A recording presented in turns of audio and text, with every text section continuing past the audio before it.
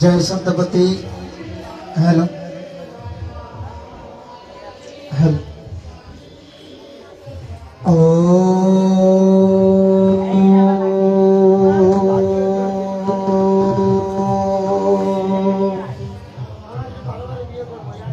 गुरु ब्रह्मा गुरु विष्णु गुरुदेव महेश्वर गुरु साक्षात् परम ब्रह्म तस्मै श्री गुरुवे नमः।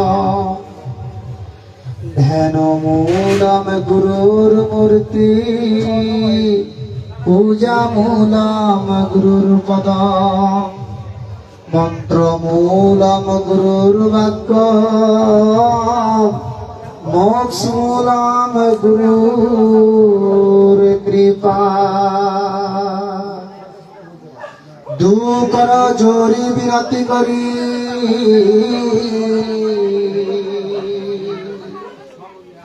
दुकर जोरी विनती करी दास गुरु के होई संत समाज से बंदगी जो जैसा लायक होई। साहेब संतपति दुख हरण स्वामी सो बंदगी। संत समाज से बंदगी साहेब आज गाईबांधा जिला छलुआ एगो महती धर्म सभा एगो धर्म चर्चा के एगो स्थान भलवा ना बाबा जी ना गुरुबानी सुने खातिर आज हमने के ढेर दूर दूरांतों से हमने के आइल बने जा। शिवनारायण स्वामी जी के बाणी दुखरान स्वामी जी के बाणी ताई ना ये खातिर तो गुरुबानी सुनल जी आज है असले हमने के परम सौभाग्य इहे खातिर जे आज हमने के हेजु बॉयस के दुखरान स्वामी जी के बाणी परमात्मा के बाणी दुखरान स्वामी जी के बाणी बॉयस के सुने पावल जी ताई ना হয়তো বা পূর্ব জন্মে কোনো না কোনো নিমন কাম পূর্ণ রহে দেখে আজ এসে বয়সকে গুরুবাণী শুনে পাওয়া নিজে না বাবা বাবাজি আসলে গুরুজিকে কৃপা ছাড়া কোনো কিছু না হোকেলা। তো যাই হোক हमने के तो शिवनारायणी पंथी हो जा যে शिवनारायण स्वामी जी हमने के जवान आदेश दिले बरन जवान करे खातिर कहले बरन उहे करल जी ना का दूसरा কিছু करल जी बोले पड़े दो चार को बोली बात बोले पड़े। आज हमने के शिवनारायण पंथ के अनुसारी होके दोसर ढेर ले आउर बाउर करता नहीं जा हेंगने अनुष्ठान में जाता नहीं जा दुहा भजन कोई के सारा रात शेष कोनो बोली बात नहीं के भजन कीर्तन परमात्मा के भजन के विषय जानत नहीं जा ना जान के हमने के भविष्य प्रजन्म के लेके भी के जानत नहीं के ये खातिर हमने के आज विभ्रांत होके विभिन्न पथ पे चल जाते हैं ताई ना का बोली ठीक बात बोले के पारी अब ले जितना दिन जिन्होंने भगल बा हो जाओ आज के पर जिन्हें भविष्य ऐसा ना होके ताई ना का हेजु गुरुकुल बारो बाबाजी मास्टर बाबाजी बानी भैया बारन रविन भैया बारन आरो हमने के गुणी व्यक्ति बानी जा मोटामोटी व्यक्ति बारन लोग सब पर किए भक्ति के बात में सुन के शिवनारायण स्वामी जी के बात दुखरान स्वामी जी के बात कौन शिवनारायण जी कहले बारन करे खातिर कौन कहले बारन ना करे खातिर ई सुन के भक्ति करे ना सुन के जे माने टाटा हमने के जाता नहीं जा जे माने कहते हमने के करता नहीं जा ई कोनो धर्म ना हा तो धर्म ऐसे लगे ना चली अपन मन करे मत धर्म ना चलेला शिवनारायण स्वामी जी जौन कहले बार उहे करे पड़ी बाबाजी फल्ला जी पूरा महत का कहले बार उहे नहीं का दरकार नहीं हमने के शिवनारायण स्वामी जी पहले पाती पर हमें लिखले बार जे संतन के प्रति पिता शिवनारायण जी तीन के जानना मानना पहचानना हरदम कोई काम काज करना तो संतपति कही के करना। शिवनारायण जी का कहले बार जे संतन के प्रति पिता शिवनारायण जी शिवनारायण जी कहले बार संतन के प्रति पिता शिवनारायण जी हमने के ये दुनिया में जितना ले संत बनी जा सब संत के पिता हुआ के शिवनारायण स्वामी जी। शिवनारायण स्वामी जी क्या हुआ हमने के कहीं क्या हुआ पिता पिता हुआ बोले के परी जब एंगारे बोलब बोलब सबे तो याद रही मोने रही ठीक बा जे शिवनारायण स्वामी जी हमने के पिता हुआ जितना ले संत बनी जा सबकर पिता अभिभावक संतान के प्रति पिता शिवनारायण जी। तीन के किराए कहता तीन के जानना मानना पहचानना उनका के जाने के कहल बा माने के कहल बा पहचाने के कहल बा हर दम हर प्रत्येक मुहूर्त प्रत्येक समय प्रत्येक टाइम में हमार बतिया कुल बुझा था यदि ना बुझाए तो अनुभव कम सबे বর্তমান সময় বাংলাকে যুগ বাংলাদেশে কহি ইয়ে নিমন হই বাংলাদেশে কহি শিবনারায়ণ স্বামীজি বলছেন প্রত্যেক সময় প্রত্যেক মুহূর্ত প্রত্যেক টাইমে তোমরা আমাকে বলো আমি কি বলি সেটা শোনো আমি কোন সন্দেশ সেটা তোমরা মানো ঠিকই বলেন সন্তানকে প্রতি পিতা শিবনারায়ণ জি তিনকে জাননা মাননা পহচাননা হরদম হক হক कोई काम काज करना तो संतपति वही के শিবনারায়ণ স্বামীজি কি বলছেন আমরা বিভিন্ন কাজকর্ম ইত্যাদি করি কেউ বলি হরে কৃষ্ণ বলি না কেউ বলি হরি বল কেউ বলি জয় শ্রীরাম কেউ বলি ওম তৎসৎ বলি কি না বলি কিন্তু শিবনারায়ণ স্বামীজি কি এটা বলতে বলছেন হ্যাঁ বাবাজি বলেন নাই তিনি পাতি বারোয়ানায় লেখি হয়েছে কাম কাজ করনা তো সন্তপতি কইকে কিংবা সন্তপতি সাহেব কইকে তিনি বলছেন পাতি বারোয়ানায় সন্তপতি সাহেব কিংবা জয় সন্তপতি এটা বলতে বলছে আমরা যদি এটা না বলে যদি হরি বল হরে কৃষ্ণ বলি হবে শিবনারায়ণ স্বামীজির মত পন্থা অনুযায়ী যে দীক্ষা নিছে কানে শপথ মন্ত্র নিছে সে যদি এটা না করে তাকে শিবনারায়ণ পন্থের চেলা হবে বলবে কখনোই বলবে না কারণ একটা স্কুলে যদি একটা ছাত্র ভর্তি হয় হওয়ার পরে সেই ছাত্রকে যদি স্কুলের যদি একটা নিয়ম থাকে কি একটা ড্রেস ইউনিফর্ম যেমন আমি বলছি এটা একটা সন্তের আমি সন্ত নই কিন্তু একটা সন্তের একটা বেশ বুঝলাম সাদা শার্ট পাগড়ি দিয়ে বসে আছি আমাকে হয়তো বা সন্ত নয় তবু কবে যে মনে একটা সন্ত কিন্তু প্রত্যেকটা নিয়ম আছে একটা একটা স্কুলের একটা ইউনিফর্ম আছে ড্রেস আছে ওই ড্রেস পরে যখন আমরা স্কুলে যাব তখন বলবে না এই অমুক স্কুলের ছাত্র আর যখন আমরা ড্রেস ছাড়া যাব তখন কি আমাদের ছাত্র বলবে না তদ্রূপ শিবনারায়ণী পন্থা অনুযায়ী শিবনারায়ণী মন্ত্র যদি দীক্ষিত হই হয় যদি শিবনারায়ণ স্বামীজির কর্ম না করি তাহলে শিবনারায়ণ স্বামীজি আমাদেরকে কখনো শিষ্য রূপে গ্রহণ করবে বলেন করবে না যদি শিবনারায়ণ স্বামীজি আমাদের শিষ্য রূপে গ্রহণ না করে তাহলে আমাদের শিবনারায়ণ স্বামীজি যেটা বলতে বলতে সেটা অবশ্যই করতে হবে কি না যদি করতে হয় তাহলে আমাদের কি বলতে হবে যে কোনো কাজকর্ম মাঙ্গলিক কর্ম করার পূর্বে কি বলতে হবে বলেন তো বলেন এখনই মনে হারে গেছে বলতে হবে জয় সন্তপতি কিংবা সন্তপতি সাহেব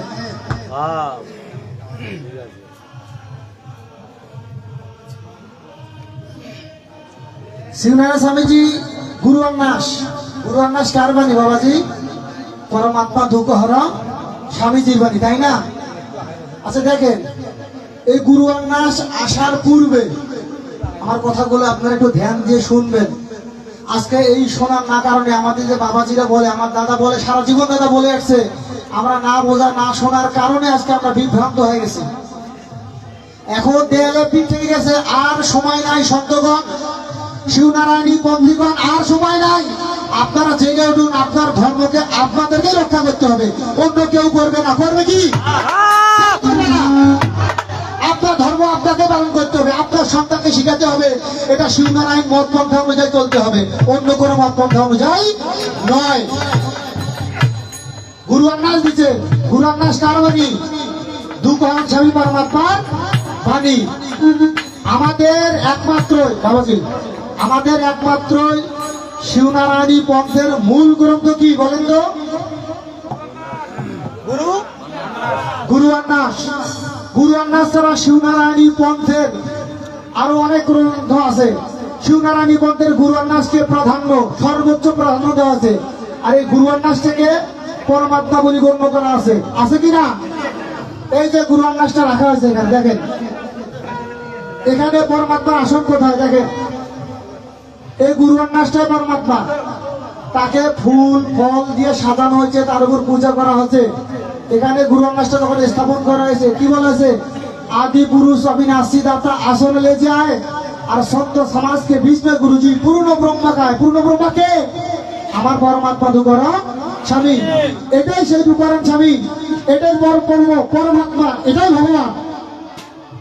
এটা আমাদেরকে বুঝতে হবে, জানতে হবে, বিশ্বাস করতে হবে। আমাদেরকে যত শিবনারায়ণ পন্থের লোক আমরা যত আছি, সবাইকে মানতে হবে এখানে দুকরণ স্বামী আছে। আমরা যে ভক্তি দেই, কাকে দেই? কোন দেবতাকে দেই, কোন দেবীকে দেই? আমরা পরমেশ্বর ভগবান দুকরণ স্বামীজিকে এখানে ভক্তি দিই। তাহলে আমাদের এই গুরুগাদিটাকে এই জন্যই আমরা প্রাধান্য দিই, কারণ এখানে আমাদের দুকরণ স্বামীজি আছেন। তাকে আহ্বান জানাচ্ছি মন্ত্রের মাধ্যমে, আর এই গ্রন্থের মধ্যেই তিনি বিরাজিতমান। পৃথিবীতে দেখেন আমাদের এই গুরুয়ান্নাস আসা 307 বছর না ভাই, 307 বছর হয়ে আসছে পৃথিবীতে। এই 307 বছর আগে আরো অনেক গ্রন্থ ছিল, ছিল না? শ্রীমদ ভাগবত ছিল 6000 বছর আগে, তাই না? শ্রীমদ ভাগবত গীতা ছিল, রামায়ণ ছিল, মহাভারত ছিল, চণ্ডী ছিল, পুরাণ ছিল, কোরআন ছিল, অনেক গ্রন্থ ছিল। এত গ্রন্থ থাকার পরেও গুরুয়ান্নাসটা কেন দেওয়া হলো বলেন তো? কোনো না কোনো কারণ আছে তো। হ্যাঁ ভাই, অপারেটর একটু সাউন্ডটা ভালো করে দেন তো। হ্যালো হ্যালো হ্যালো হ্যালো, কোনো না কোনো কারণ আছে তো, না? এত গ্রন্থ থাকার পরেও আমাদেরকে গুরুয়ান্নাসটা দিলেন কে? দুকরণ স্বামীজি গুরুয়ান্নাসটা আমাদেরকে দিলেন কার মাধ্যমে? শিবনারায়ণ স্বামীজির কাছে অর্পণ করলেন। তাহলে এই যে আজ থেকে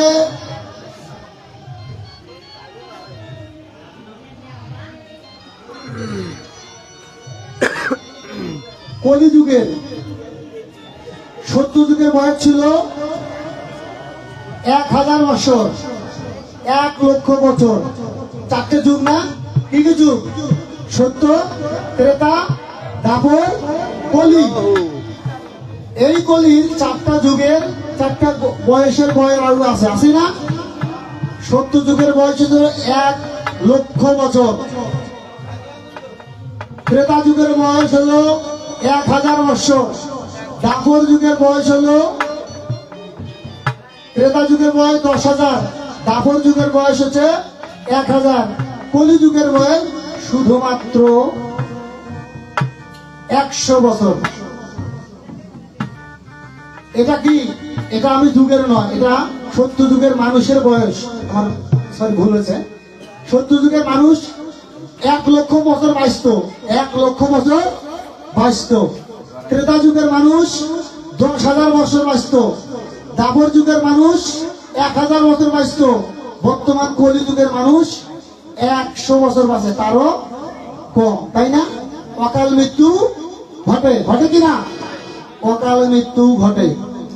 তাহলে দেখেন এই যে আমাদের আয়ুকাল, সত্য যুগের তুলনায় আয়ুকাল অতি অল্প, তাই না? কোথায় 1 লক্ষ বছর, আর কোথায় 100 বছরেরও কম। তাহলে এই যে এত অল্প আয়ু, এই জন্যই আমাদের শিবনারায়ণ স্বামীজি, দুকরণ স্বামীজি শিবনারায়ণ স্বামীজির উপর এই গুরুয়ান্নাসটা অর্পণ করলেন। কি? হে মনুষ্যগণ, তোমাদের আয়ুকাল হতে অনেক কম, তোমরা এই গুরুয়ান্নাস, এই যে দিলাম গুরু গ্রন্থ সাহেব গুরুয়ান্নাস, এটাকে তুমি গ্রহণ করো, এটা তোমার ভিতরে ধারণ করো, এটা তুমি পড়ো, এটার অনুযায়ী মানে ভজন করো, তুমি আমাকে মোক্ষ প্রাপ্ত করতে পারবে। খুব অল্প সময়, অনেক সময় নয়, খুব অল্প সময়, খুব অল্প সময়। এই জন্যই গুরুয়ান্নাসটাকে আমাদের শিবনারায়ণ স্বামীজি, শিবনারায়ণ মত পন্থা অনুযায়ী আমাদের গুরুয়ান্নাসটার এত প্রাধান্য দেওয়া আছে। শিবনারায়ণ স্বামীজি বলছেন শিবনারায়ণ সন্তপতি ফলাই নিজুমন তাহিতে ইয়ে জগমান সাচ্চা হয় শিবনারায়ণ পণ।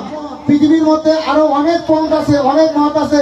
শিবনারায়ণ স্বামীজি কোন পণকে তিনি সাচ্চা পণ বলেন নাই। বলছেন কি? বলেন নাই। তার বাণীতে বলা আছে শিবনারায়ণ সন্তপতি ফলাই নিজুমন। শিবনারায়ণ স্বামীজি নিজের মত প্রকাশ করতেছেন, আমি আমার মত প্রকাশ করতেছি কি তাহিতে ইয়ে জগমান সাচ্চা হয় শিবনারায়ণ পণ। আমার পথটা এই শিবনারায়ণ পণ সাচ্চা পণ, সঠিক পণ। তোমরা যদি মানো, নিজের ভিতরে ধারণ করো, তাহলে তোমাদের মুক্তি নিশ্চিত। সে গ্যারান্টি কে দিল? শিবনারায়ণ স্বামীজি। আর আমরা যদি তাকে মানি, তার বাণী ফলো করি, অবশ্যই আমাদের মুক্তি হবে। হবে না? অবশ্যই হবে। শিবনারায়ণী পন্থে আমরা অনেকভাবে ভক্তি করি না? হয়তো মানুষ বিভিন্ন ভাবে ভক্তি দেখায়। কি ওই কেউ আমরা দেবী পূজন করি, কেউ হয়তো তীর্থে যাই, কেউ ব্রত করি, কেউ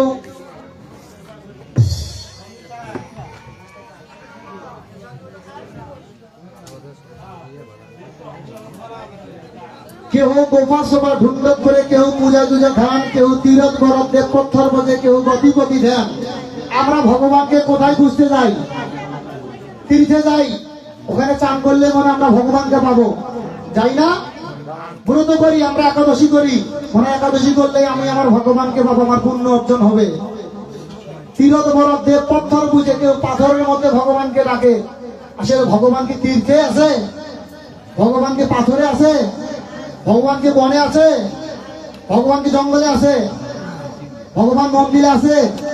ভগবান কোথাও নেই। ভগবান কোথায় আছে? আমাদের এই দেহ ঘটে বিরাজিতমান। এই দেহ ঘটে বিরাজিতমান। আমরা যে কোথাও খুঁজি না কেন, এখানে শিবনারায়ণ স্বামীজির একটা গ্রন্থ আছে, সুরত শবদ যোগ।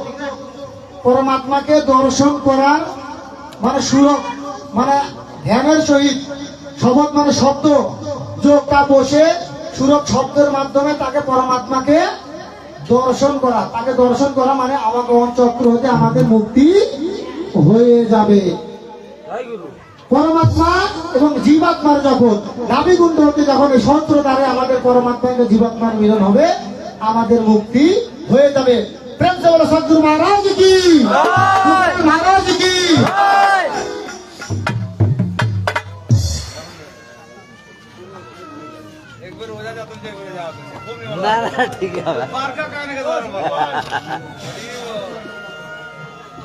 শিবনারায়ণী পন্থী মতপন্থের মধ্যে অনেক বিভেদ সৃষ্টি।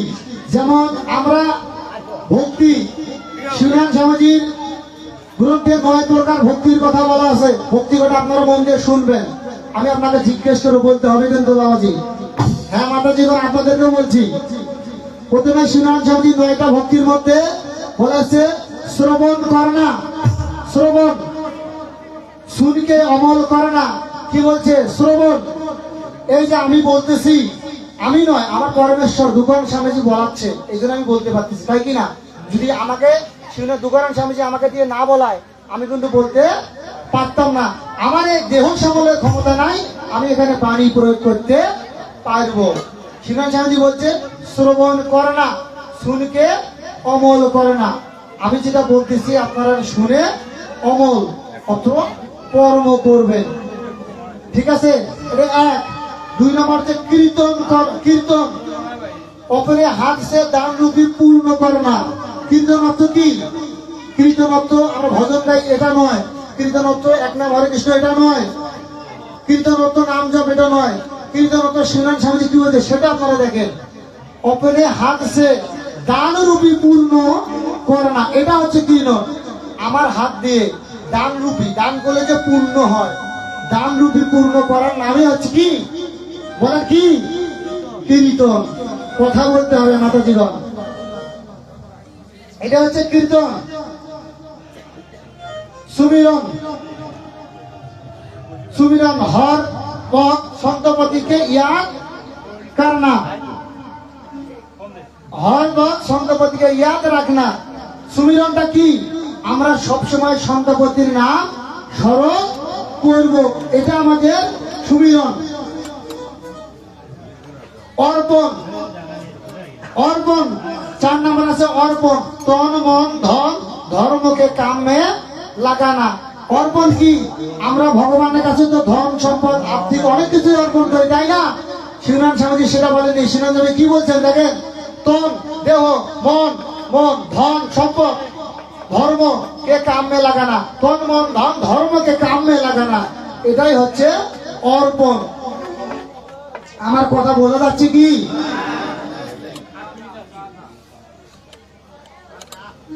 বন্দনা মানে পরমাত্মার প্রার্থনা করা, আত্মনিবেদন আত্মা দ্বারা পরমাত্মার দর্শন করা, তাকে লাভ করা, এটা হচ্ছে আত্মনিবেদন। সাংজা প্রাত সময় পূজন করে না। আমরা সন্ধ্যা এবং সকালে যে প্রাত এবং সকালে যে পূজাটা আমরা করি, পরমেশ্বর ভগবানের যে পূজাটা করি, সেটাকে বলা হচ্ছে সাংঝা।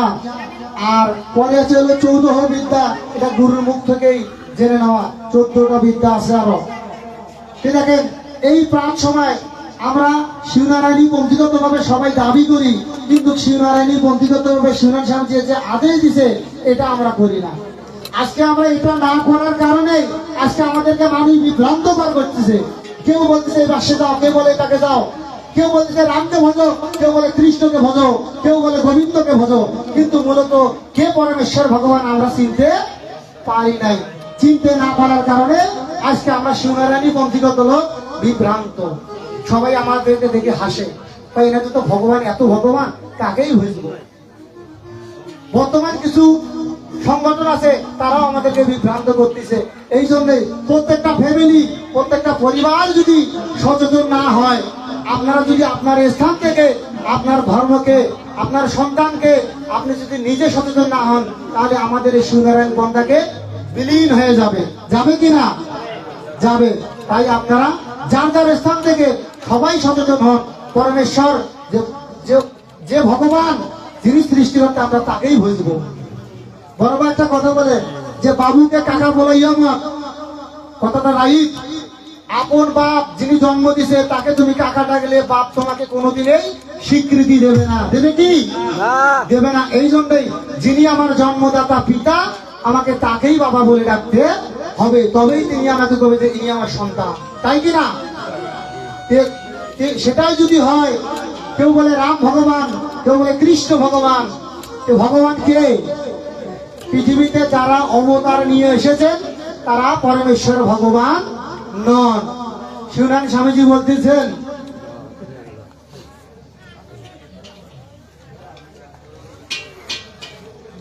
শিবনারায়ণ স্বামীজি বলতেছেন, পূর্ণ রাম না আই না যাই কেহু কে না পুত্র কাহাই। শিবনারায়ণ স্বামীজি পূর্ণ রাম, যিনি পরমেশ্বর ভগবান দুঃখহরণ স্বামী আমার রাম, তিনি কোনদিন আসে নাই, তিনি কোনদিন যায় নাই। পূর্ণ রাম না আই না যাই কেউ কে পুত্র কাই, তিনি কারো পুত্র নন, সবাই পরমেশ্বর দুঃখহরণ স্বামীজির পুত্র। আমরা ঈশ্বরের সন্তান, আমরা দুঃখহরণ স্বামীজির সন্তান। দুঃখহরণ স্বামীজি কারো সন্তান নন। সেটা কে বলছেন? শিবনারায়ণ স্বামীজি বলছেন তার গ্রন্থে, উনকে কই মাই নাহি বাপু, পূর্ণ ব্রহ্মা কাহাওতা আবু। ওনার কোনো বাপ নেই, ওনার কোনো মা নেই, উনি পূর্ণ ব্রহ্ম, উনি পরমেশ্বর, উনি দুঃখহরণ স্বামীজি। আমার কথা কি আপনারা বুঝতেছেন? কে ভগবান? কে ভগবান? সেই দশরথের পুত্র রাম ভগবান। এক রাম অবতপুরী, এক মথুরা স্থান, এক রাম উলুম করে তা করে হুবা খান। একটা রাম দশরথের পুত্র, একটা মথুরা স্থান। শ্রীকৃষ্ণ ভগবান কৃষ্ণকে বলা হয়েছে একটা মূল ওঙ্কার, তা করে মূল ওঙ্কার। মূল ওঙ্কারকে পরমেশ্বর দাবি করা হয়েছে। পরমেশ্বর দুঃখহরণ স্বামীজি, শিবনারায়ণ স্বামীজি বলছেন ওঙ্কারকে ওম নাম জপ করার কথা বলা আছে। আমরা এই যে শ্রীকৃষ্ণ কি, রামজি, এনারা যে দশরথের পুত্র রাম, এরা যে আমাদের পরমেশ্বর নয়, জন্য এনাদেরকে আমরা অমান্য করব, এটা কিন্তু আমরা করতে পারবো না, কখনোই নয়। এরা আমাদের মহামানব। শিবনারায়ণ স্বামীজি যখন যুগে যুগে আসছে, যখন ধর্মের গ্লানি হয়েছে, তিনি আসি ধর্ম স্থাপন করছেন। তদ্রূপ শ্রীকৃষ্ণ, ভগবান শ্রীকৃষ্ণ তিনি আসছেন, তিনি একটা গ্রন্থ, তার উপর অর্পণ হয়েছে শ্রীমদ ভাগবত গীতা। তিনি ওই যারা গীতার অনুসারী তারা গীতা নিয়ে চলবে, যারা শিবনারায়ণ মত পন্থা অনুযায়ী যারা দীক্ষা দিচ্ছেন তারা শিবনারায়ণ মত পন্থা অনুযায়ী চলবে। আমাদের গ্রন্থ পড়তে ক্ষতি নাই, আমরা গ্রন্থ পড়তে পারি, কিন্তু আমাদের মূল গাইডলাইন গুরুর নাশ, আমাদের গুরুর নাশ সে মানতে হবে, তাছাড়া কোনো নয়।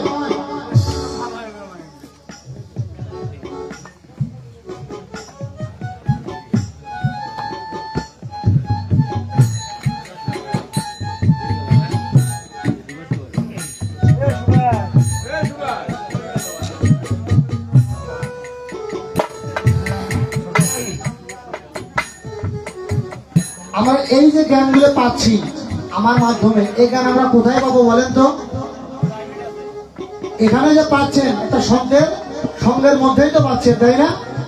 শিরণ স্বামীজি এরকম এক সঙ্গে গিয়ে বসে এইরকম জ্ঞান আহরণ করছে। কি বলছেন? একদিন সন্ত সভা মে কহিউ চর্চা শব্দ হতা তাহার রহিউ চর্চা শুনতা বহুত সুখ পাই শুনি শুনতা মোর মনপতি আই। এরকম বসে উনি এরকম গুরুবাণী শুনতে শুনতে ওনার মনের মধ্যে একটা দিব্য জ্ঞানের উদয় হলো, দিব্য জ্ঞানের উদয় হলো। এই যখন দিব্য জ্ঞানের যখন উদয় হবে তখন এই জ্ঞান থেকে কি হবে? যে তখন অজ্ঞান রূপী অন্ধকার দূর হয়ে জ্ঞান রূপী আলো জ্বলবে। এই যে বসে আছে,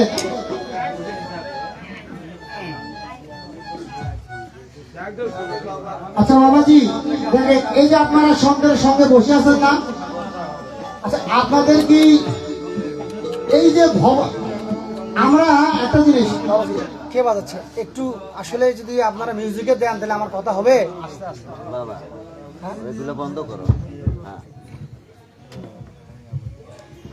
আমরা কোনোদিনই ভাবিনি আচ্ছা পেটের খাবার যখন আমরা পেটে ক্ষুধা লাগে, লাগে না বাবা? যখন পেটে ক্ষুধা লাগে, পেটে খাবার না দিলে কেমন মনে হয়? অস্থিরতা অনুভব হয় না? হয় কি না? অস্থিরতা অনুভব হয়।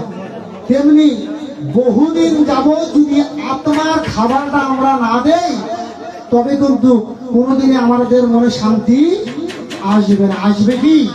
কোনোদিনে আসবে না। এই জন্য আমরা বহুদিন যাবত আত্মার খাদ্যটা দিতে পারিনি, এই জন্য আমাদের শান্তি নেই। কারণ আমরা পেটের খাবার দিয়েছি, ডেইলি পেটের খাবার, আমরা ডাল সবজি ভাত পেটের খাবার দিয়েছি, দিয়ে রূপ সৌন্দর্যকে সাজিয়েছি, কিন্তু যাকে খাবার দেওয়ার কথা আমরা তাকে খাবার দেইনি। আর এই আত্মাকে খাবার বহুদিন যাবত না দেওয়ার কারণে আজকে আমাদের মনে সবসময় অশান্তি মনে হচ্ছে, সবসময় একটা অস্থিরতা মনোভাব হচ্ছে না? দেখেন আর একটা বাস্তব উদাহরণ, আপনারা এখানে বলছেন কিছুক্ষণ আগে ভজন কীর্তন হচ্ছে না? ভজন হচ্ছে, হওয়ার পরে তারপরে বন্দিগি হয়েছে, হওয়ার পরে আমি এখানে কথা বলতেছি, কার বাণী? পরমেশ্বরের বাণী বলতেছি না? যখন পরমেশ্বরের বাণীতে বলতেছি, আচ্ছা এখন আপনারা একবার ভাবি দেখেন দেখি আপনার সংসারের চিন্তাটা আছে? বলেন আছে কি? অন্তত এই কিছুক্ষণের জন্য ভবযন্ত্রণাটা কিন্তু শেষ, সংসারের কোনো চিন্তাটা নেই। এর কারণ কি দেখেন? আত্মা খাদ্য পাচ্ছে। এই আত্মার যে খাবারটা আত্মা পাচ্ছে, হৃদয় থেকে একটা প্রশস্তি হচ্ছে, একটা প্রশস্তি হচ্ছে, একটা শান্তির অনুভব হচ্ছে, আলাদা একটা ভালো একটা ভাব উদয় হচ্ছে। তো এখান থেকে আমরা মনে হচ্ছে যে আত্মার খাদ্য পাচ্ছে আর আমাদের হৃদয় থেকে আলাদা একটা প্রশস্তি, একটা শান্তির অনুভব হচ্ছে, তাই কিনা? আসলে এই যে জ্ঞান আমরা কোথায় পাবো? এরকম সৎসঙ্গে যখন আসবো, বসবো, সাধুগুরুর দর্শনে বসবো, তখনই তো আমরা জ্ঞান পাবো, তাই না?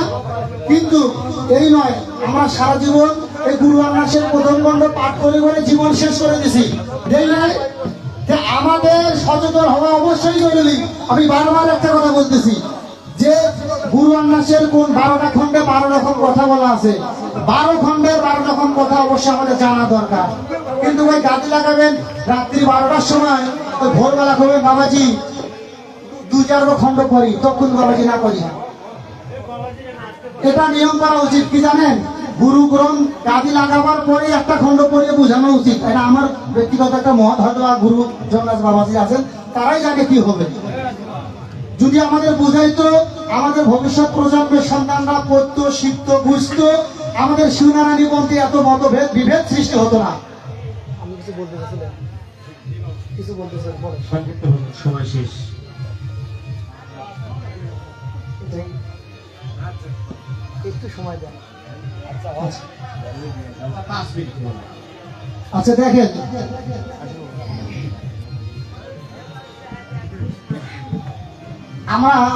আপনাদের সবার উদ্দেশ্যে আমরা যদি পাপ করার পূর্বে যদি আমরা তিনটা কথা স্মরণ করি, আমরা কোনোদিন পাপই করবো না। আমি কি বলছি বুঝছেন তো? যদি পাপ করার পূর্বে আমরা যদি তিনটা কথা স্মরণ করি, তা আমরা কোনোদিনই পাপই করতে যাবো না, করবো না। সে কথা তিনটাকে শুনবেন। এই পাপ করার সময় যদি আমরা একবার ভাবি, যে কোনো কর্ম করার পূর্বে যদি আমরা ভাবি ভগবান আমাদেরকে দেখছেন, আমি কর্মটা করব। যদি নিজের ভিতরে একবার বিবেককে জাগ্রত হয় যে না আমি এটা করতেছি, ভগবান আমাদেরকে দেখতেছে, এই কর্মটা আমাকে করা যাবে না, এই কর্মটা খারাপ। যদি বিবেক জাগ্রত হয় তো অবশ্যই আপনার ওই কর্মে বাধা আসবে। আসবে কিনা বলেন তো? না আসবে কি? আসবে। আর যখনই বিবেক জাগ্রত হয় তখনই কর্মে বাধা আসবে, তখনই আপনাদের আমাদের মতে ওই পাপ কর্মটা আমরা করব না। এটা যদি এক নম্বর স্টেপ যদি মনে থাকে। আর একটা কথা, পাপ করার পূর্বে এটা মনে করতে হবে বিষ্ণু এবং বিধিজি তিনি দেখছেন, দেখেন কিনা প্রত্যেকটা কর্মে। আমরা যদি যত গোপনেও যদি লুকিয়ে যেখানেই হোক যদি আমরা কোনো কর্ম করি না, বিধি বিষ্ণু কি দেখতেছেন? মা দেখতেছেন কি? মাতাজিরা কথা বলে না, দেখতেছে কি? দেখে। আমরা যদি ভালো কর্ম করি বিষ্ণুজি লিখে রাখবেন, আর যদি খারাপ কর্ম করি তাও বিধিজি লিখে রাখবেন। আমরা একবার কর্ম করার পূর্বে যদি ভাবি এটা আমাদের খারাপ কর্ম, এটা আমরা করব না, আমাদের বিধি এবং বিষ্ণুজি লিখে রাখবে। যদি একবার ভাবি বিবেক জাগ্রত হয় ও কর্মটা আমরা করব না। তাই কৃপা করি একবার স্মরণ করবেন। আর তার চেয়ে অন্তিম সত্য যেটা যেটা এটা চিরন্ত সত্য, যেটা মৃত্যু যে কোনো সময় আমার হতে পারে, আপনার আমার হবে না? মৃত্যু যে কোনো সময় আমার হতে পারে। আমরা যদি একবার ভাবি এ কর্মটা করবো, আমি যদি 10 মিনিট পরে চলে যাই, আমার দেহ ঘর থেকে প্রাণ বায়ু যদি বের হয়ে যায়, আমি ভগবানকে গিয়ে কি বলবো? ওমা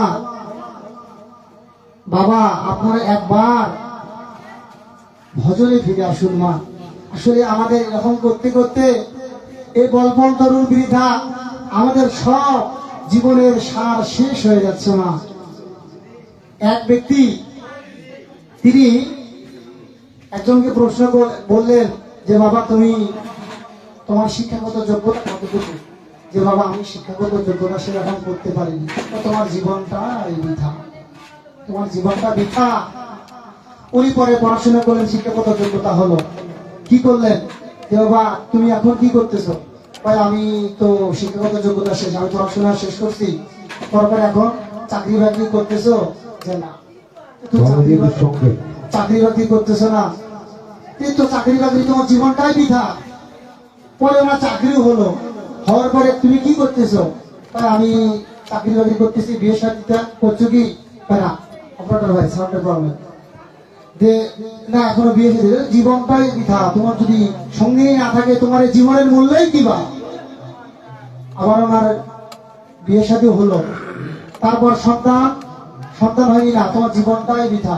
সন্তানও হলো, হওয়ার পরে তারপরে এই যে পড়াশোনা, চাকরি, স্ত্রী, পুত্র, সন্তান সবই হলো, হওয়ার পরে শেষ সময় গিয়ে দেখা যায় সবকিছু প্রতিষ্ঠিত করতে করতে এক সময় উনি যায় ওনার শেষ দ্বার প্রান্ত, শেষ সময় যা ওনার বন্ধু হচ্ছে কি, ওনার যে জীবনের সাথী সেটা হচ্ছে হাঁপানি, শ্বাসকষ্ট, ক্যান্সার এগুলোতে উনি আক্রান্ত।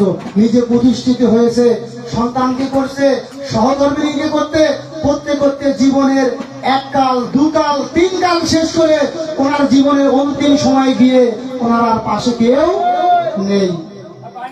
একদিন আপনার পাশেও কেউ থাকবে না বাবা। আমি আমার করতেছি, আমার কে? এই পৃথিবীতে কেউ আমার না, বাবা আমার না, মা আমার না, স্ত্রী আমার না, সন্তান আমার না, কেউ আমার নয়। কোনদিন একজন তার স্বামী এই দেহ ছেড়ে চলে গেছে, পাশের যারা লোক তারা শ্মশান বন্দী, তারা শ্মশানে যাবে তাদের দেখে দাহ করার জন্য। এই সময় একজন মহাপুরুষের অবতার, তিনি গিয়ে বলতেছেন, মা তুমি কাঁদছো কেন? ওনার স্বামী তুলসী তলায় নিয়ে বসে উনি কান্না করতেছেন। সাধু বাবা যে জিজ্ঞেস, মা তুমি কাঁদছো কেন? কয় আমার স্বামী মারা গেছে। কয় আসলে তোমার স্বামী মারা গেছে এই জন্যই কাঁদছো?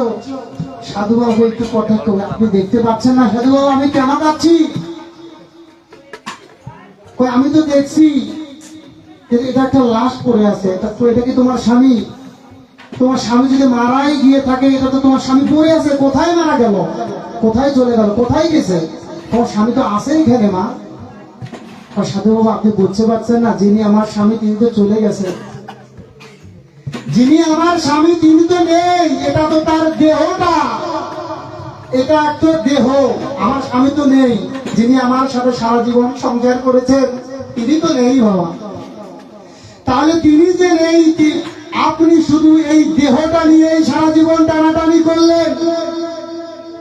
তুমি যদি চিনিতে তুমি তোমার ওই স্বামীরে, কি বলছেন, তুমি যদি চিনিতে তুমি ওই স্বামীরে, তাহলে তুমি পেতে পরপারে গিয়ে তুমি তোমার ওই পরম স্বামীরে, তুমি সারা জীবন তোমার এই স্বামীর দেহটা নিয়ে কান্নাকাটি করলে। তুমি কোনদিন তোমার ওই পরম স্বামীকে চিনতে পারো নাই, যে স্বামী তোমার এই দেহ ঘর থেকে চলে গেছে। তাই কি বাবা? আমরা সারা জীবন আমার বাবা, তিনি আমার বাবা, কিভাবে এর ভিতরে যে বাবাটাকে আমি কোনোদিন চিনতে পারিনি। যদি আমি আমার এর ভিতরে বাবাটাকে চিনতে পারতাম, তবে আমি সেখানেই পেতাম আমি আমার পরম পিতাকে। যদি আমি এই পিতাকে এখানে পেতাম, আমার দুর্ভাগ্য আমি আমাকেই চিনতে পারিনি, আমি আমার পরম পিতাকে চিনতে পারিনি মা। তাই আর সময় নেই, বেলা শেষ, কখন জানি আমার সেই সময়ের বেলা শেষ হয়ে যায় মা, কখন জানি আমরা চলে যাই। আর বিভেদ নয়, শিবনাথ স্বামীজি আমাদেরকে পথ দিয়ে গেছেন মা বাবা, আমরা সেই পথেই শরণা হই, তারই ভাবেই শরণাগত হই।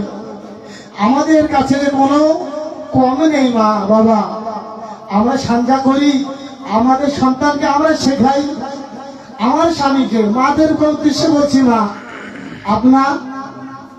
আপনাদের সন্তানকে শেখাবেন।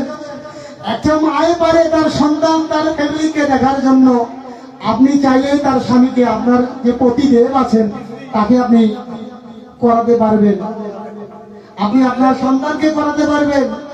এরকম সহনশীল আমাদের যে বাবাজিগণ আছেন আপনারা হবেন, কারণ কেউ কারো নয়, কেউ কারোর সাথে যাবে না মা, আমরা কেউ কারো নই। তাই আমরা এখান থেকে আজকে একটা শিক্ষা নিয়ে যাবো তো, এখান থেকে একটা শিক্ষা নিয়ে যাবো তো। হ্যাঁ মা, আমরা বাড়িতে গিয়ে সান্ধ্যা করবো তো, প্রতিদেবকে শ্রদ্ধা করবো তো মা। যদি এ জন্মে এসে যদি আমরা পরম পিতাকে যদি আমরা না বুঝি, পরের জন্মে আমি যে কুকুর হয়ে জন্ম নেব না, আর কোনো গ্যারান্টি আছে না।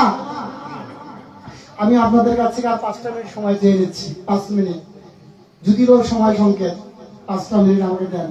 আমি একটু জ্ঞানমূলক একটা গল্প দিয়ে আমি শেষ করবো আমার আলোচনা। দেবশ্রীপাদ নারদ একদিন ভগবানকে বললেন যে ভগবান, আমি মায়া কি রূপ, আমি আপনার এই মায়াটাকে দেখতে চাই। দেবশিবাদ, ভগবান দেবশিবাদ নারদকে বলেন, মায়াকে তুমি দেখতে চাও? যে হ্যাঁ। তাহলে যাও, তুমি এমৃত ভুবনে যাও, কি অমুক গ্রামে যাও, গিয়ে দেখো মায়াশঙ্কর নামে এক ব্যক্তি আছে, তার কাছে গেলেই তুমি বুঝতে পারবে মায়া কি রূপ, মায়া কি রূপ। তিনি ওখানে গেলেন, যে দেখতেছে মায়াশঙ্কর বাড়ি আছো, দেখা হলো, কথা হলো, যে মায়াশঙ্কর জীবনের তো অর্ধেক সময় শেষ হয়ে গেল, আর কতদিন, তো চলো কোথায়, যে আমরা ভগবানের ভজনে যাই, ভগবানের স্মরণে যাই। যে না, আমার স্ত্রী পুত্র আছেন, তাদেরকে আমাদের ছেলে মেয়েদের বিয়ে শাদী। আমার গল্পটা একটু মন দিয়ে শুনবেন, এটা খুবই গুরুত্বপূর্ণ এক গল্প। এটা গল্প নয়, পুরোটাই জ্ঞান। এটা আপনার আমার মতো জনেরই গল্প। মা তে বললো যে হ্যাঁ, আমি ছেলে মেয়েগুলো বিয়ে দিয়ে তারপর আমি যাব। তো উনি চলে গেলেন। কিছু বছর পরে আসলেন, এসে দেখেন, ডাক দিয়ে যে মায়াশঙ্কর বাড়ি আছো? ওনার ছোট ছেলেটা বেরিয়ে বলতেছেন, সাধু বাবা, আমার বাবা তো কিছুদিন আগেই চলে গেছেন, আমার বাবা তো কিছুদিন আগেই চলে গেছেন। কোথায়? যে পরপারে। দেবশিবাদ নারদ বলতেছেন যে আসলে ওনার গতি কি হলো দেখতে হবে। তো উনি ওনার গতি দেখতে দেখেন, উনি আর দিব্য শক্তি দিয়ে দেখেন, উনি এক শূদ্রর ঘরে জন্ম নিয়েছেন, একটা শূদ্র ঘরে জন্ম নিয়েছেন। নিয়ে উনি গাভী পালন করতেছেন, আর গাভীকে ঘাস খাওয়াচ্ছেন, আর উনি নিজে পান্তা ভাত খাচ্ছেন। এটা দেখে উনি গিয়ে ওনার দিব্য শক্তি ফিরিয়ে দিলেন, দিয়ে বললেন, হে মায়াশঙ্কর, তুমি আজ, তোমাকে বললাম ভগবানের ভজনে যাই, আজ তুমি কি করছো? এই তোমার অবস্থা? হ্যাঁ, দেখেন যাবো যাবো বলে সময় আর হলো না, এই আমার অবস্থা। আচ্ছা, তিনি ওখান থেকে চলে গেলেন। ওনাকে বললেন এখনো সময় আছে, ওকে মালিক ভালো, কিছু বছর পরে আসুন যাব। উনি ওরকম চলে গেলেন। কিছু বছর পরে এসে দেখতেছেন, বলতেছেন, সে মায়াশঙ্কর কোথায়? বলে উনি তো নেই, উনি তো মারা গেছেন। কোথায়? কয় খালে বিলে এক সর্বদংশনে এই মায়াশঙ্করের মৃত্যু হয়েছে। পরে ওনার গতি কি হলো এটা জানতে হবে, দেখবে তো। কারণ গতি কি, গতি দেখতে গিয়ে দেখে আসলে কষ্ট লাগে। কি জানেন? পরের জন্ম উনি কুকুর হয়ে জন্ম নিয়েছেন। আমাদের জন্ম কুকুর হবে এমন কোনো গ্যারান্টি আছে না? হ্যাঁ, আসলে আমরা যদি কর্ম না করি, পরের জন্মে আমি যেমন কুকুর হয়ে জন্ম নেব না, এমন কোনো গ্যারান্টি নেই। তারপরে আসে বলতেছেন, হে মায়াশঙ্কর, তুমি ভজন করবো বলেই দেখো তোমার অবস্থা। হ্যাঁ প্রভু, আমার যে অবস্থা, তবে এখনো চলো, যদি ভগবানের দ্বারে কুকুর হয়েও থাকো, তাও তোমার মুক্তি হবে। তারপরেও তিনি বললেন, না, আমার মালিক ভালো খাবার দেয়, আমি মালিকের সাথে বেইমানি করতে পারবো না। একমাত্র মানুষ হয়ে আমরা পরমেশ্বরের সাথে পরমেশ্বরের কথা স্মরণ ধরি না। পরমেশ্বরকে কথা দিয়েছি, ভগবান আমি পৃথিবীতে গেলে আমি আপনারই ভজন করব, অন্য কারো নয়। আমরা এখানে এসেই ভুলে গেছি, কিন্তু এক কুকুরও বলে যে আমার মালিকের সাথে আমি বেইমানি করতে পারবো না, মানুষ সেটা করতে পারে। তারপর তিনি চলে গেলেন। যা কিছু বছর পর এসে দেখতেছেন তিনি এক কীট রূপে জন্ম নিয়েছেন। তারপর গিয়ে বলেছেন, হে মানব, আসলে হে মায়াশঙ্কর, তোমার এই হাল দশা। হ্যাঁ প্রভু, আমার এই দশা। এই যে কীট রূপে জন্ম নিছে, এটা কিসের কারণ? এটা মায়ার কারণ। স্ত্রী প্রথমে, তার পুত্র, সন্তান, স্ত্রী, তারপর তার মালিক, আবারও মালিকের সাথে বেইমানি করবে না।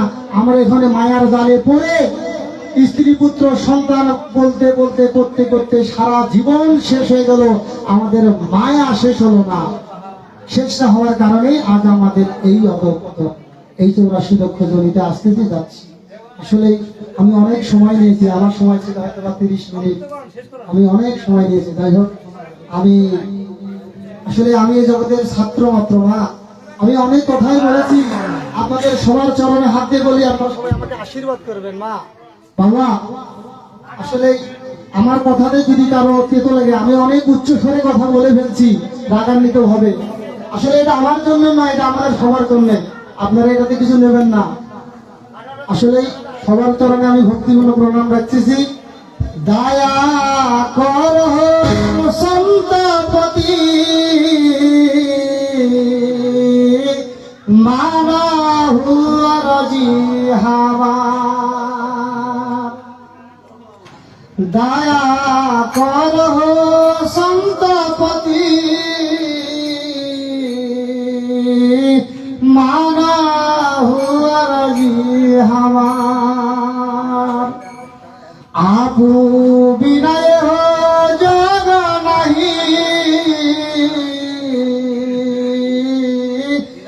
নইয়া খেউনি হার, পদু করন স্বামী বন্দিগি, গুরু স্বামী সন্ত পটি করন স্বামী সন্ত সমাজ বন্দিগি সাহেব।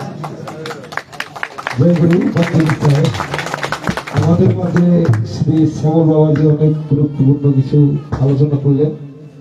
যাই হোক, চতুর্থ বক্তা শ্রী দীপন রবিদাস, যাই হোক আমাদের এখানে উপস্থিত ছিলেন, এখন আসছেন। যাই হোক, ওনাকে আগে ফুল দিয়ে একটু বরণ করে নেবে শ্রী শিবন রবিদাস, চান্দেরঘাট। বোতলটা আনো নাকি, পানি খাওয়ার দরকার না।